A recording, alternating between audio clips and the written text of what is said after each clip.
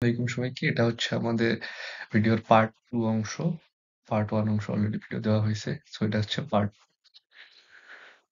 So এখানে কি বলছে 2 tan inverse 1/3 plus tan inverse 1/7 is equal to what?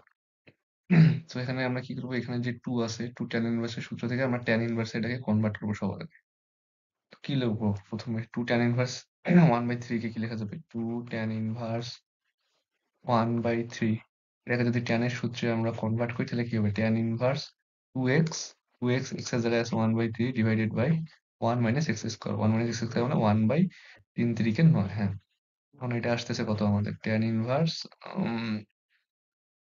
2/3 into 9/8 তার মানে কত? tan inverse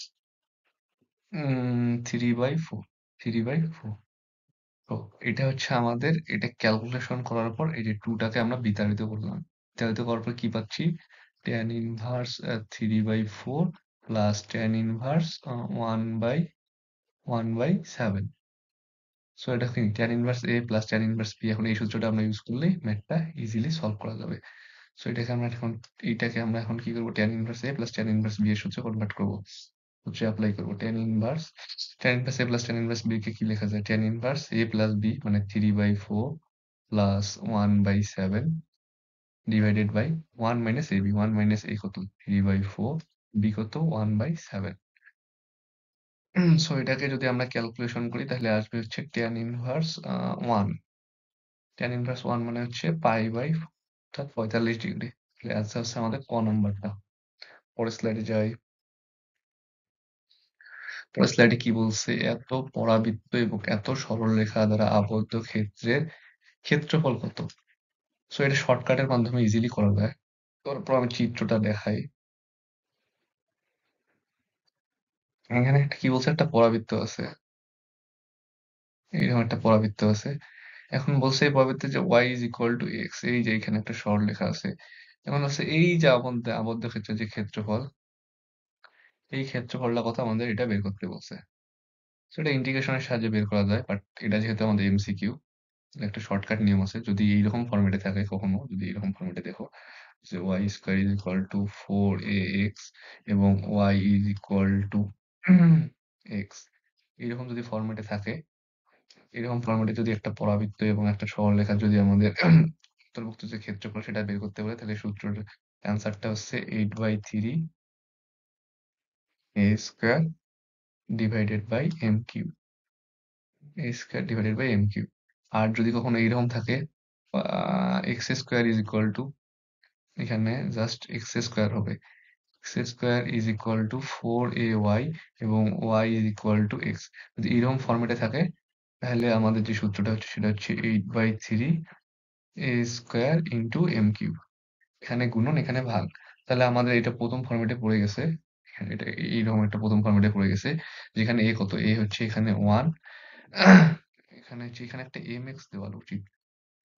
কারণ আমরা তো mx, এখানে m যেহেতু আছে সেহেতু এখানে তো একটা m থাকা লাগবে। তাহলে এখানে m কত? m is equal to 1। তাহলে এখন আমরা যদি সূত্র ফেলাই 8/3, a এর মান কত? a এর মান হচ্ছে 1, m এর মান কত? m এর মান হচ্ছে 1। তাহলে অ্যান্সার কত? 8/3। পরের স্লাইডে যাই। পরের স্লাইডে কি বলছে? মুক্তভাবে প্রদত্ত কোনো বস্তু চতুর্থ সেকেন্ডে কত দূরত্ব অতিক্রম করবে?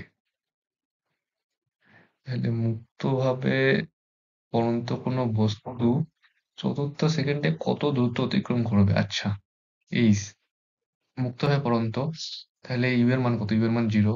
আচ্ছা, সূত্রটা কি আমাদের? ইউ প্লাস তম সেকেন্ডে, সূত্রটা হচ্ছে u of plus half of g 2t minus 1, 2t minus 1। So এখানে ইউ এর মান কত? ইউ এর মান হচ্ছে 0 প্লাস হাফ অফ জি মানে কত? জি মানে হচ্ছে 9.8, টি মানে কত? টি মানে হচ্ছে 4, 4 4 দুগুণ 8, 8 মাইনাস 1 মানে হচ্ছে 7। সো এটাকে আমরা ক্যালকুলেশন করলে এখন অ্যান্সারটা পেয়ে যাব। সো এই 2 দিয়ে যদি আমরা 9.8 কে কাটি তাহলে এটা হচ্ছে আমাদের 4.9, তাহলে আসতেছে 4.9 ইন্টু 7। এটাকে মনে মনে আমরা 5 ধরলাম, তাহলে 5 7 35, 35 থেকে সামান্য একটু কম হবে, তাহলে অ্যাপ্রক্সিমেটলি 35 এর কাছাকাছি। তাহলে 35 এর কাছাকাছি যে অ্যান্সারটা আছে সেটা হচ্ছে আমাদের অ্যান্সার, ঘ নাম্বারটা, ঘ নাম্বার অপশনটা সঠিক। আশা করছি বুঝতে পারছো। পরের স্লাইডে যাই। পরের স্লাইডে একটা সিম্পল ইন্ডিকেশন দিছে। কি বলছে? Integration of x dx divided by root over 1 minus x square. So এটা কিভাবে করব? সো এটা হচ্ছে, হ্যাঁ, এটা একদম সূত্রের মধ্যে পড়ে গেছে। একটা শর্টকাটের নিয়মের মধ্যে পড়ে গেছে। নিচেরটার অন্তরীকরণ করে যদি উপরটা কোনোভাবে আনা যায়, তাহলে আমরা কি লিখতে পারবি? 2 রুট ওই নিচেরটা। তাহলে আমরা কি করব? এখন নিচেরটার অন্তরীকরণ করে কোনোভাবে উপরেরটা নিয়ে আসার ট্রাই করব। এখানে দেওয়া আছে কি? x dx divided by root over 1 minus x square. নিচেরটার এই রুটের ভিতরে যা আছে সেটাকে যদি অন্তরীকরণ করি, 1 মাইনাস এক্স স্কয়ারকে অন্তরীকরণ করলে হবে মাইনাস 2x, কিন্তু এখানে আছে একটা x। তাহলে আমরা কি করব? এখানে মাইনাস 2 দিব একটা, দিয়ে কি করব? এখানে একটা মাইনাস হাফ দিব। তাহলে আমাদের মিলে যাচ্ছে। তাহলে কি এখন অ্যান্সারটা আসতেছে মাইনাস হাফ লন 2, এখন মাইনাস হাফ ইন্টু 2 রুট নিচের অংশটুকু, নিচের অংশটুকু কি 1 মাইনাস এক্স স্কয়ার। তাহলে এই টু কাটা, তাহলে আমাদের অ্যান্সার আসতে কত? Minus root over 1 minus x square. তাহলে এটা হচ্ছে আমাদের অ্যান্সার। প্লাস সি, সি তো অবশ্যই লেখা লাগবে। তাহলে এখানে অ্যান্সারটা হচ্ছে ঘ নাম্বার অপশনটা অ্যান্সার আমাদের। পরের স্লাইডে যাই। পরের স্লাইডে কি বলছে? ম্যাট্রিক্সটি ব্যতিক্রমী ম্যাট্রিক্স হলে পি এর মান কত? ব্যতিক্রমী ম্যাট্রিক্স হলে এই ম্যাট্রিক্সের যে নির্ণায়কের মান, সেই নির্ণায়কের মানটা হচ্ছে আমাদের 0। তাহলে আমরা কি করব? ম্যাট্রিক্সটা প্রথমে নির্ণায়কের মান বের করব। নির্ণায়কের মান যা হবে সেই নির্ণায়কের মানটা হচ্ছে আমাদের 0। তাহলে কি করব? কোন সাইডে আমরা নির্ণয় করব? মনে করি এই যে এই অংশে আমরা নির্ণয় করব, এইদিকে আমরা নির্ণয় করব।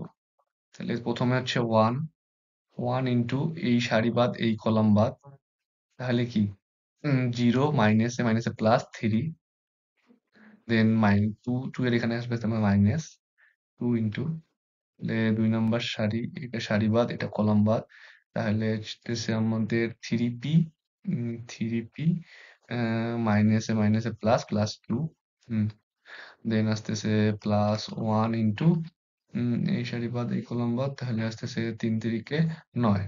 হ্যাঁ, এটাই হচ্ছে আমাদের 0। তাহলে এখন আমরা ক্যালকুলেশন করে জাস্ট পি এর মানটা বের করবো। এখন যদি পি এর মানটা বের করি, তাহলে আসতেছে কত? 3p plus 2 is equal two 6। হ্যাঁ, 6। তাহলে আসতেছে আমাদের 3p, তাহলে পি আসতেছে কত? পি আসতেছে 4/3। তাহলে অ্যান্সার কত? অ্যান্সার হচ্ছে আমাদের ক নম্বর। সো এটাই হচ্ছে ঢাকা বিশ্ববিদ্যালয়ের বিগত বছরের কোশ্চেন সলভ। কিছুদিন পর ঢাকা বিশ্ববিদ্যালয়ের পরীক্ষা। ঢাকা বিশ্ববিদ্যালয়ে অনেক কোশ্চেন রিপিট হয়। সো আশা করছি এই কোশ্চেন সলভ গুলো অনেক কাজে দেবে। আসসালামু আলাইকুম।